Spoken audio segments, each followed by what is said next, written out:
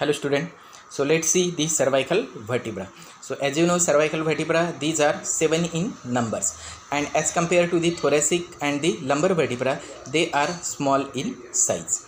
Then the cervical vertebra, they are divided into the typical and the atypical type of vertebra. So the first, second and the seventh cervical vertebra, they are atypical type of vertebra, and from third to sixth, they are the typical type of vertebra. The identification sign of the cervical vertebra, that is the foramina transversa, which is present into that the transverse process. That is the identical sign to identify the cervical vertebra from the other vertebra. Then the remaining cardinal features, that is the spinous process, they are short and it is biped. Then the body, it is a transverse length, it is more than the antero-posterior length, and it is smaller than the vertebral foramen. Then the vertebral foramen, it is larger. So these are the features of the common cervical vertebra. So let's see the details of each typical and the atypical type of cervical vertebra. So here you can see that is the typical cervical vertebra. So the typical cervical vertebra, it consists of, firstly let's see, that is the body. So it is small and broader from side to side. So that is the transverse length, it is more than the antero-posterior length of the body.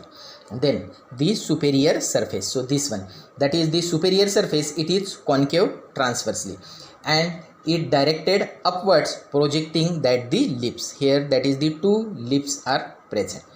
Then the inferior surface, so here you can turn that the vertebra and this is the inferior surface. So it is the saddle shape, being convex from side to side and concave from antero-posteriorly.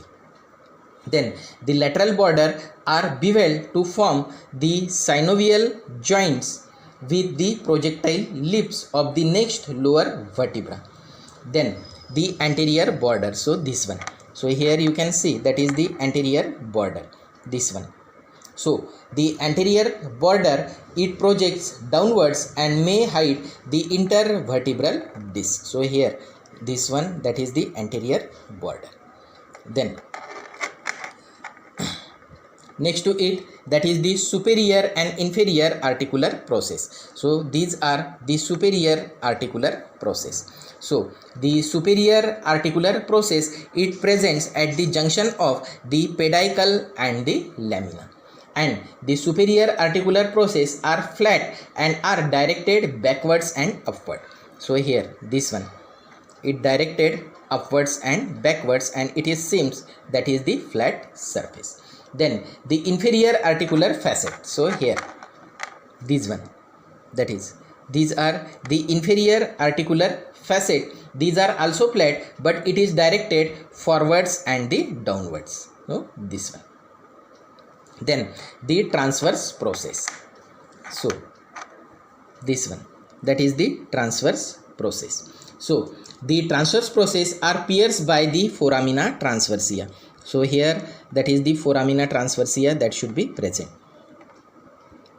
Each process has anterior and the posterior root. So that is the anterior root and this is the posterior root on both sides. This is anterior and the posterior root.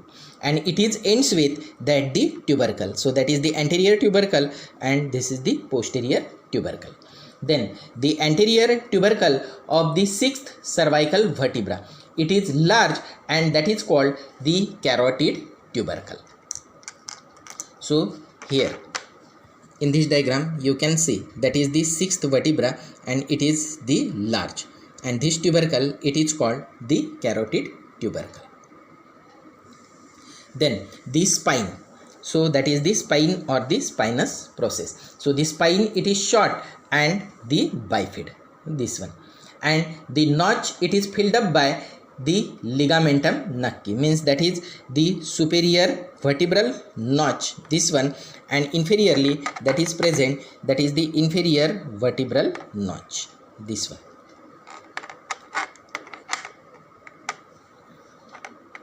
And this gap or the notch of the spinous process, that is filled by the ligamentum nucci. after then let's see that is the attachment and the relations related with that the typical cervical vertebra. So that is the attachment. So the anterior and the posterior longitudinal ligament are attached to the upper and the lower of the body in front and the behind. Then on each side the anterior longitudinal ligament, the vertical part of the longus colli attached to the anterior surface. So this one. Then the posterior surface has two or more foramina which passes the basivertebral vein. So here you can see that is this foramina that passes the basivertebral vein. So that is the foramina transversa both, and this is the foramina for the basivertebral vein. Then next to it, that is the upper border. So this one, that is the upper and the lower part of the anterior surface of the lamina, it provide the attachment of the ligamenta flava. Then the foramina transversa. So here in this diagram you can see that is the foramina transversa. So the foramina transversa, it transmits the vertebral artery and the vertebral veins and the branch from the inferior cervical ganglion. The anterior tubercle, it gives the origin to that the scalenus anterior, longus capitis and the oblique part of the longus colli. Then the costotransverse bar. So that is this one. That is the costotransverse bar are grooved by the anterior primary rami of the corresponding nerve. So here you can see that is this is the corresponding spinal nerve. This one. Then the posterior tubercle. So that is the posterior tubercle. So the posterior tubercle, it gives the origin to that the scalenus medius, scalenus posterior and levator scapulae, the splenius cervicis and the longissimus cervicis muscle. Then that is the spine or the spinous process. So here that is the spine gives origin to the deep muscles of the back of the neck, that is the interspinalis, semispinalis thoracis, the cervicis, spinalis cervicis and the multifidus muscle. So that should be attached to that the spinous process. Then the ossification of the typical cervical vertebra. So it ossify from the 3 primary and the 6 secondary centers. So there is one primary center for each half of the neural arch. So this one and this one. And it is appears during the 9 to 10 week of the fetal life. And the one for the centrum. So this one. So that should be occurs 3 to 4 months of the fetal life. And the two halls of the neural arch fuse posteriorly with each other during the first year. So here that is the two neural arch posteriorly fuse with the first year.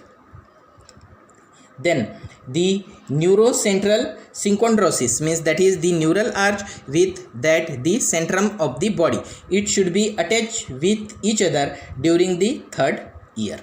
Then the secondary centers. So secondary centers, as you know, they are 6, and out of these that is the 2 for annular epiphyseal disc for the peripheral part of the upper and the lower surface of the body. So that is the upper surface, and below to it that is the lower surface. So that is the 2 centers.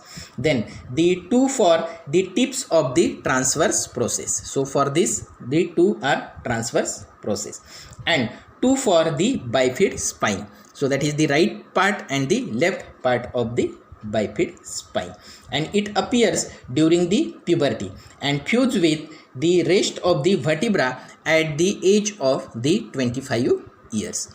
So that is the ossification of the typical cervical vertebra. Then this is the first cervical vertebra, that is called the atlas, and that is the atypical type of the cervical vertebra. And this vertebra, it is identified by its ring shape. So shape of this vertebra, that is seen like the ring, and it have no body and nor the spinous process or the spine.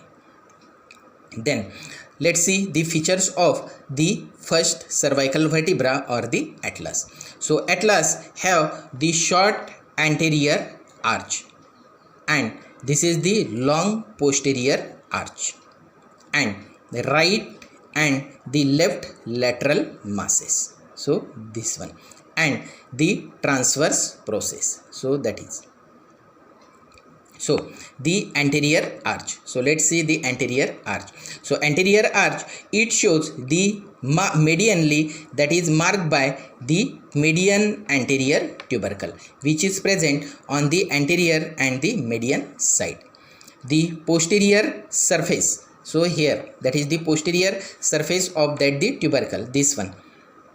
So it is bears and the oval facet for the articulation with the dens of the second cervical vertebra. So here you can see that is, this is the dens, this one, and that is this vertebra, it should be fixes into that the facet.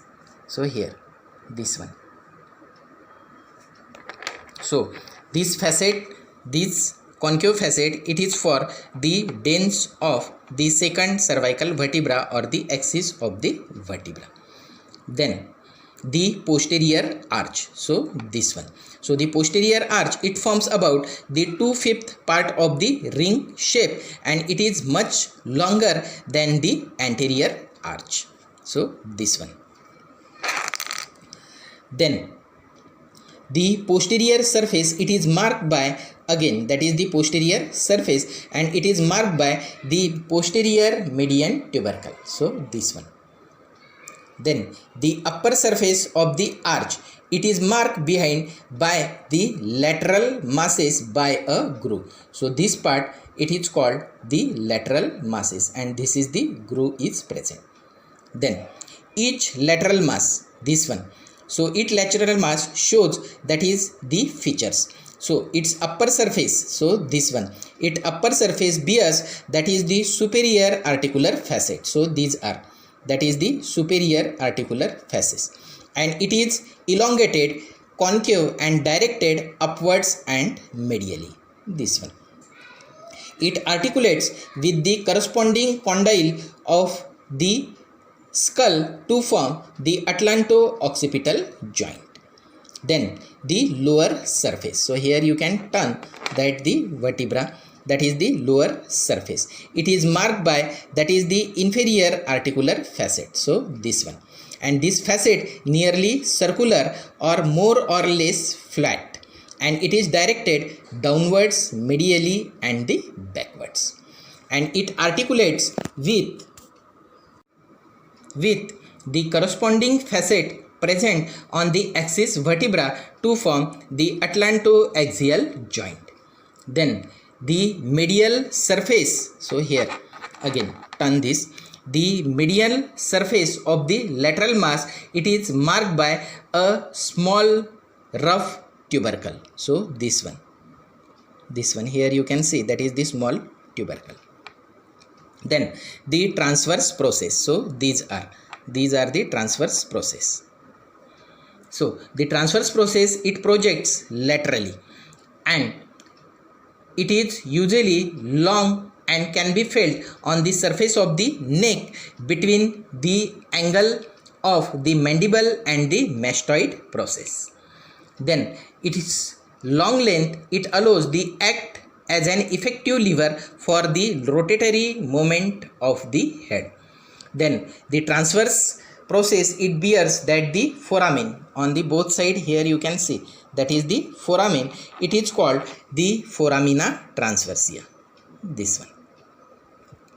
Then the attachments related with that the first cervical vertebra. So that is the anterior tubercle. So this one, the anterior tubercle, it provides the attachment to the anterior longitudinal ligament and provide the insertion on each side to the upper oblique part of the longus scoli on the both side. Then the upper border, this one, the upper border of the anterior arch, it gives the attachment of anterior atlanto-occipital membrane. Then the lower border, so this one, the lower border of the anterior arch, it gives the attachment of the lateral fibers of anterior longitudinal ligament. Then the posterior tubercle, so this one. So the posterior tubercle, it provide attachment to the ligamentum nucci in the median plane, so here, and gives the origin of rectus capitis posterior minor. So in the another diagram you can see this one, that is the rectus capitis posterior minor, this one. That is the groove on the upper surface of the posterior arch, so that is the groove, this one. So it is occupied by the vertebral artery. So here you can see on the both side, that is the vertebral artery is present, and it is also present, that is the cervical, first cervical nerve. Then behind this groove, means in this region, the upper border of the posterior arch, it gives the attachment of the posterior atlanto-occipital membrane, so here. Then the lower border below to it, the lower border of the posterior arch, it gives the attachment to the highest pair of the ligamenta flava. Then the tubercle, so this one, the tubercle on the median side of the lateral mass, it gives the attachment to the transverse ligament of the atlas, so here, that is these are the both side the tubercles are present, so it gives the attachment of the transverse ligament, this one, green color. Then the anterior surface of the lateral mass, it gives the origin of the rectus capitis anterior, so this one. Then the transverse process, so on both side, that is the transverse process, it gives, that is the origin of rectus capitis lateralis, so this one. Then posterior to it, it gives the origin of the levator scapulae, and below to it, that is the origin of muscle, that is the superior oblique. So these are the attachments related with the first cervical vertebra. After then, let's see, that is the ossification of the first cervical vertebra.